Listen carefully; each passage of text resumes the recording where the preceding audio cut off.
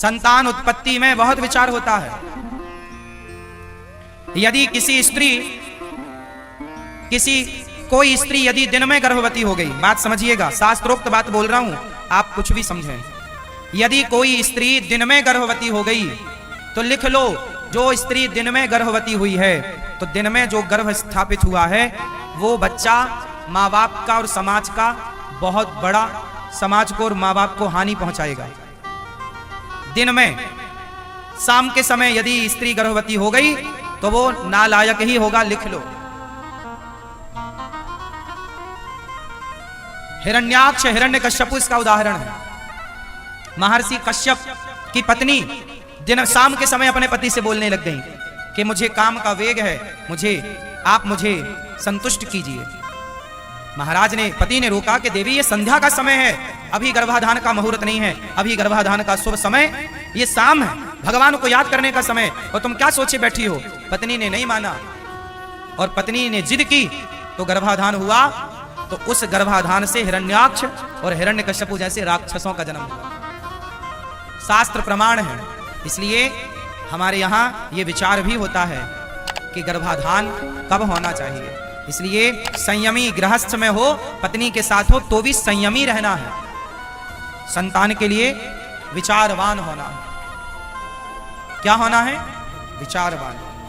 खूब तरीके से हमने समझाया, आप समझदार होंगे, समझ गए होंगे कि संतान के प्रति लापरवाही नहीं, बहुत श्रेष्ठ संतानों की जरूरत है। कहाँ गई वो झांसी की रानी, कहाँ गए विवेकानंद, कहाँ गए रामकृष्ण, कहाँ गए और महाराणा प्रताप शिवाजी। ऐसी संतान चाहते हो, समाज के हित के लिए संतान चाहते हो, अपने परिवार और कुटुंब और खानदान के हित की संतान चाहते हो, तो फिर आपको संतान से जुड़ा हर नियम पालन करना पड़ेगा। श्रेष्ठ संतान चाहिए। तो अब कैसी संतान उत्पन्न करना है, अब ये विचार करना होगा। दशरथ जी ने संतान उत्पन्न करने के पहले यज्ञ किया था, पुत्रेष्टि यज्ञ, तब जाके उनके यहाँ भगवान राम, लक्ष्मण, भरत, शत्रुघ्न जी का जन्म हुआ था। जब आप यज्ञ करेंगे, सात्विक विचार रखेंगे, अच्छे राह पर चलेंगे, और जब पत्नी अच्छे विचार वाली होगी, पति अच्छे विचार वाला होगा, और दो अच्छे विचार वाले जब मिलेंगे तो जब संतान होगी तो एक श्रेष्ठ संतान का जन्म होगा, अच्छे विचारों वाली संतान का जन्म होगा। जब माँ बाप का आचार विचार ही बिगड़ जाएगा तो संतान कैसी होगी? आप विचार तो करो, माँ बाप के ही तो लक्षण आएंगे ना बच्चों में, माँ बाप से मिलकर ही तो संतान का निर्माण होता है। बोलो हाँ या ना? तो फिर माँ बाप के जैसे विचार होंगे। माँ बाप में यदि कोई बीमारियां होती हैं तो वो भी बच्चों में आती हैं, पता है आपको? मेडिकल साइंस कहता है कि माँ बाप की बीमारियां कोई हैं तो वो बच्चों में आएंगी। बोलो हाँ, हाँ या ना? फिर यदि माँ बाप में बीमारियां हैं तो वो बाप दादों से बीमारियां यदि बच्चों में आ गई तो बाप दादों के माँ बाप के संस्कार और आचरण क्यों नहीं बच्चे में आएंगे? पूरे पूरे आएंगे। इसलिए अच्छे आचरण वाले माँ बाप हों, अच्छे विचारधारा वाले, अच्छा विचारधारा वाले माँ बाप हों। माँ बाप को चाहिए कि अच्छे बने। विवाह क्यों होता है? बढ़िया होता है, करो विवाह, यज्ञ करो, अनुष्ठान करो, भगवत चिंतन करो। पति पत्नी शादी होए तो वृंदावन आओ, बिहारी जी का आशीर्वाद लो, कथा सुनो, संतों का आशीर्वाद लेकर अपनी गृहस्थी की शुरुआत करनी चाहिए। लेकिन आजकल के नए जोड़ा जोड़ी, लड़का लड़की सीधा बड़ी बड़ी होटलों में जाके, बड़े बड़े शहरों में, बड़े बड़े देशों में, जो जिसकी हैसियत है वहां जाता है और अपना वहां हनीमून मना रहे हैं। अरे शादी ब्याह की हो, नई गृहस्थी स्टार्ट हो रही है तो आशीर्वाद लो। तुमने शराबियों के, शराबी तुम्हारा मौसा, शराबी तुम्हारा फूफा, उन शराबियों का तुम आशीर्वाद लिए हो, शराबी तुम्हारे रिश्तेदार, वो आशीर्वाद तुम्हें देंगे तो खाक तुम्हारी संतान अच्छी होगी। नशेड़ियों से तो तुमने आशीर्वाद लिया। अरे जाओ संतों से आशीर्वाद लो, तीर्थों में आओ, साधुओं से, संतों से आशीर्वाद, भगवान का दर्शन करो, पत्नी पति दोनों जाओ, भगवान बिहारी जी का दर्शन करो, बिहारी जी की परिक्रमा लगाओ, वृंदावन की परिक्रमा लगाओ, गिरिराज जी की परिक्रमा लगाओ, और गिरिराज जी से प्रार्थना करो, हे गिरिराज जी हमारा विवाह हुआ है, इस जोड़ी को आशीर्वाद दीजिए और ऐसी संतान दीजिएगा जो राष्ट्र के काम आए, समाज के काम आए। हे प्रभु ऐसी कृपा। अच्छी संतान चाहो तो अच्छी मिलेगी। अब आप लोग तो बस हो जाए कैसी भी, तो आजकल के बच्चे हो तो रहे हैं पर किस काम के हैं? ऐसे बच्चे हो रहे हैं जो अपनी माँ को लेकर वृद्धाश्रम छोड़ने आए हैं, ये बच्चे हो रहे हैं। ये सब वही बिना यज्ञ वाले हैं, बिना अनुष्ठान के हो तो जाएंगे पर तुम्हें छोड़ाएंगे वृद्धाश्रम। ना गिलास भर पानी का आसरा होगा, ना रोटी दो रोटी का आसरा होगा। तो संतान, ऐसी संतान पैदा करने से भी लाभ क्या? मेरी माँ, तुमने व्यर्थ में ही प्रसव का दर्द उठाया है, व्यर्थ में ही तुम पेट पकड़ के रोई हो। अरे पेट पकड़ा ही था, बच्चा पैदा किया ही था तो ऐसा पैदा करती जो राष्ट्र के काम आता, समाज के, देश के काम आता। ऐसे बच्चे काहे पैदा कर लिए कि तुम कोई छोड़ने वृद्धाश्रम चलाया? ऐसे बच्चे नहीं चाहिए। कैसे चाहिए आपको? जननी जने तो भक्त जने, या दाता या सूर, या से तो बंध्या भली, काहे गवावे नूर। कैसी संतान चाहते हो आप लोग? लायक या नालायक? जोर से। तो लायक संतान का जन्म कैसे होगा? जब माँ बाप लायक होंगे, आपकी शुरुआत अच्छी होगी, अच्छे विचार वाले होंगे। अब शादी के पहले लड़की के 4 बॉयफ्रेंड हैं, शादी के पहले लड़कों की 8 गर्लफ्रेंड हैं। अब ये 8 गर्लफ्रेंड वाला और 4 बॉयफ्रेंड वाली अब ये शादी करेंगे और इनकी जब संतान होगी तो इसका बच्चा 16 साल में 20 गर्लफ्रेंड बनाएगा और इसकी छोरी तो 25 बनाएगी। भाई तुम माँ बाप भी तो ऐसे बनाते थे। जब तुमने गर्लफ्रेंड बॉयफ्रेंड बनाया है तो तुम्हारी औलाद ही तो है वो। फिर वो कितने बनाएंगे? जब आज 2024 में तुम्हारे 8-10 हैं तो वो उसके पैदा होते होते तो 2040 और 50 चालू होगा। उस जमाने का क्या होगा?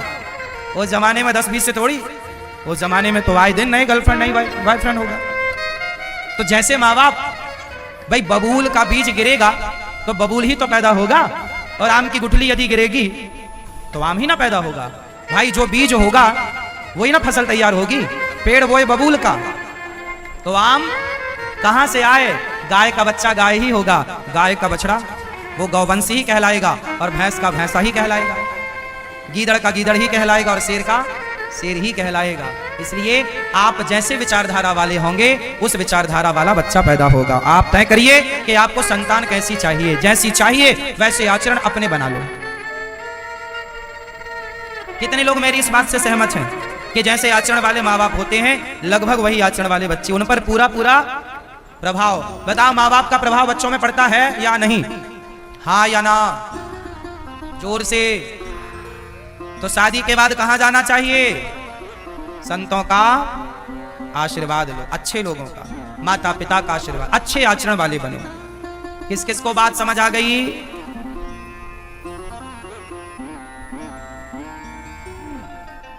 आप में से कितने लोग इस बात से सहमत हैं कि आज शादियों में सबसे ज्यादा लोग शराब पी के आते हैं? सारे बाराती शराब के नशे में, सारे नहीं, मतलब 98% तो मान लो आप, 95 मान लो, और क्या लोग शराब के नशे में होते हैं? बोलो हाँ।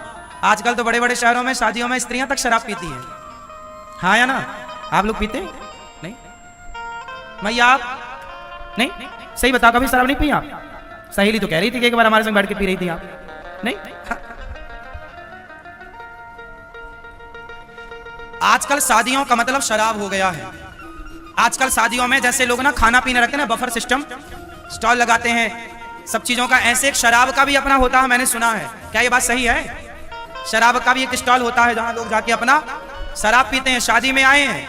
अब ये शराब पीकर वर वधू को आशीर्वाद देंगे। ऐसे लोगों का आशीर्वाद लो ही मत। नालायकों का आशीर्वाद क्या चाहिए? ऐसे शराबी तुम्हें आशीर्वाद देंगे तो तुम्हारी औलाद कैसी होगी? नालायकों का आशीर्वाद भी नहीं लेना चाहिए।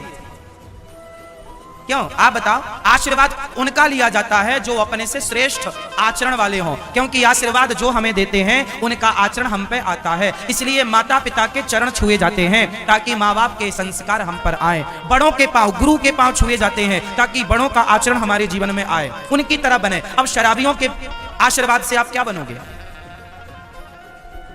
आप ही बताओ, विचार करो, कर लो विचार। शराबी आशीर्वाद देंगे तो क्या बनेंगे आप? ये कौन सा आशीर्वाद देंगे? खुद तो झूम बराबर झूम शराबी हो रहे हैं नशे में। शादी विवाह में, विवाह एक यज्ञ है, इसलिए मेरी मां आप अपनी बेटी का विवाह करो, यज्ञ है। आप उस विवाह में ये शराब इत्यादि का अड्डा ना बनाओ, बेटी के भविष्य से खिलवाड़ ना करो। ऐसे लोगों को शराब, ऐसे लोगों को विवाह में बुलाओ ही मत जो शराबी हो। थोड़ा अच्छे आचार विचार रखो मेरी माँ। ये क्या आधुनिकता के नाम पे आज जो चल रहा है हुड़दंग, सही है? बताओ, सही है? फिर आने वाली समाज क्या आपसे सीखेगी? क्या होगा इस भारत का यदि ऐसे ही आचरण रहे कि हुड़दंग हो रही है आजकल शादियों में, शराब पी के लड़के नाच रहे हैं? ऐसी समाज नहीं चाहिए। अच्छे चाहिए ना। आपकी बेटी का विवाह हो रहा है, पाणी ग्रहण संस्कार हो रहा है। क्या हो रहा है? संस्कार है, संस्कार है, वो यज्ञ है, मंडप बनाया जाता है। मंडप जैसे यज्ञ का मंडप होता है ना, ऐसे दुल्हा दुल्हन जहां बैठते हैं उसे भी मंडप कहते हैं। क्या है वो? मंडप। और मंडप पुरानी पद्धति कैसी रही? जंगल से लकड़ियां लाई जाती थी। लकड़ी किसकी होनी चाहिए? ऊपर छाते थे, मतलब छाया होनी चाहिए। वहां पर पूरा देवी देवताओं का आवाहन किया जाता है। वहां पर यज्ञ होता है, हवन होता है। उस हवन कुंड के फेरे होते हैं, अग्नि साक्षी होती है, तब ना दुल्हा दुल्हन पूरा विधान करते हैं। आजकल वो विधान लोग जल्दी जल्दी कराते हैं और शराब की पार्टियों में